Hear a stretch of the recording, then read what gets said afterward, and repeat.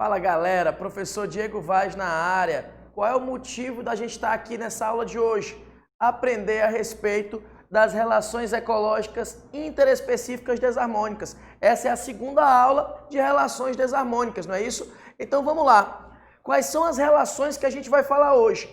Antes de falar quais são as relações, a gente precisa sempre relembrar o que é uma relação ecológica. É toda e qualquer relação que acontece entre os seres vivos no ambiente. Professor, como essas relações ecológicas se classificam? Elas se classificam em intraespecíficas, onde seres da mesma espécie vão se relacionar, interespecíficas, onde a relação acontece entre seres de espécies diferentes, harmônicas, onde nenhum dos indivíduos envolvidos sofre prejuízo, e desarmônicas, onde pelo menos um dos envolvidos vai ser prejudicado na relação.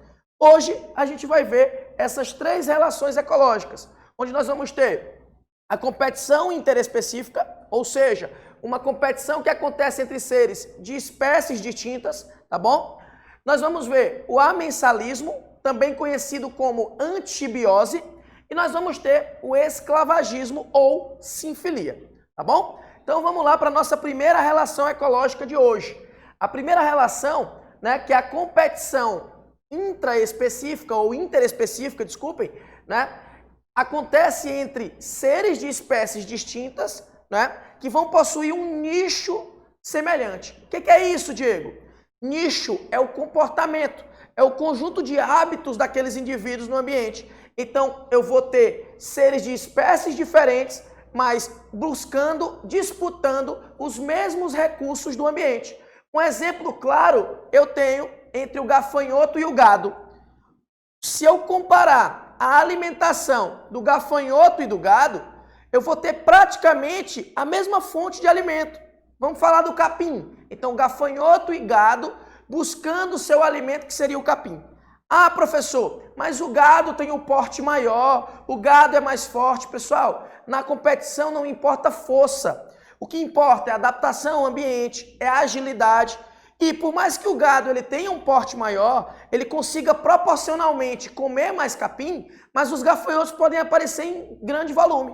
Então vai haver uma competição interespecífica. Por quê? Porque o recurso de alimentação daqueles indivíduos é o mesmo. No caso do gafanhoto e do gado, eles estão disputando, o capim. Então, competição interespecífica. Dois indivíduos de espécies distintas disputaram o mesmo recurso. Lembrando que na competição o prejuízo vai ser para os dois. Por quê? Porque se aquela espécie estivesse sozinha, sem precisar competir com ninguém, certamente ela teria recurso sobrando, tá bom? Ah, professor, na competição ninguém se alimenta? Se alimenta. Porém, as duas espécies obtêm menos alimento do que elas obteriam se não precisassem competir. Então, competição interespecífica entre seres de espécies diferentes, Eu dei como exemplo para vocês aí o caso do gafanhoto e do gado. Pode acontecer entre outras espécies aí, professor? Sim, isso é só um exemplo, tranquilo? Então vamos lá. Amensalismo, ou antibiose. Professor, antibiose me lembra antibiótico. Perfeito, pessoal, perfeito. Essa relação aqui, o amensalismo, é a relação que motivou um médico chamado de Alexander Fleming, na década de 20, por volta do ano de 1929, a formular, a descobrir, a criar o primeiro antibiótico, através da observação da relação entre fungos penicillium e um grupo de bactérias. Ele tinha meios de cultura com bactéria e ele verificou que onde esse fungo se manifestava, as bactérias desapareciam. E aí ele notou que o fungo liberava substâncias que impedem o desenvolvimento de bactérias. Daí, ele formulou o primeiro medicamento antibiótico, antibacteriano, que é quem, professor? A penicilina. Então, esse amensalismo acontece quando uma espécie promove artifícios no meio para impedir o desenvolvimento de outra. É o caso da maré vermelha, é o caso das plantações de eucalipto, onde o eucalipto ele promove um processo chamado de alelopatia no solo, que ele libera toxinas impedindo que outras espécies de porte arbóreo se desenvolvam no local, tá bom? Então, amensalismo é quando indivíduos de uma espécie utilizam de artifícios para impedir o desenvolvimento de outra espécie naquele ambiente, beleza? E a nossa última relação é o esclavagismo ou sinfilia. É uma relação de escravidão. É como se você fosse escravizar outra espécie, esperar ela fazer atividades que beneficiariam a ela, mas você vai usar aquela atividade em benefício próprio. Exemplo, vamos colocar o ser humano? Apicultura. Ser humano criando ou cultivando abelhas. Ele vai promover condições de vida ideal para aquela abelha, para que ela consiga produzir mel, produzir geleia real, produzir cera, e o homem vai lá e retira aquilo para ele.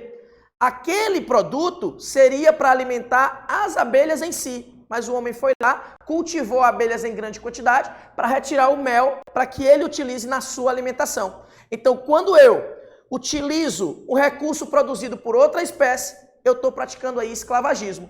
Um exemplo também muito interessante, pessoal, é o caso de algumas aves, né, que não são tão eficientes na construção dos seus ninhos. E aí o que ela vai fazer? Espera outra ave construir o ninho. Quando essa outra ave sai para buscar alimento ou coisa do tipo, essa ave que vai se aproveitar, chega no ninho e coloca seus ovos, invade aquele ninho. Então isso aí é um esclavagismo. Por quê? Porque eu usei de um local, de um território, daquele ninho, que foi fruto de uma atividade de outra espécie. Então esclavagismo é explorar atividades de outra espécie em benefício próprio. Então temos aí três relações ecológicas interespecíficas e desarmônicas. A competição, onde eu vou ter nichos semelhantes entre espécies diferentes. O amensalismo, onde eu vou ter uma estratégia de uma espécie para evitar o aparecimento de outra. E o esclavagismo, onde uma espécie vai se aproveitar da atividade realizada por outra. Tranquilo? Então tivemos aí nessa aula 3 relações ecológicas para vocês. Espero que tenha ficado claro e até a nossa próxima aula. Valeu! Abraço!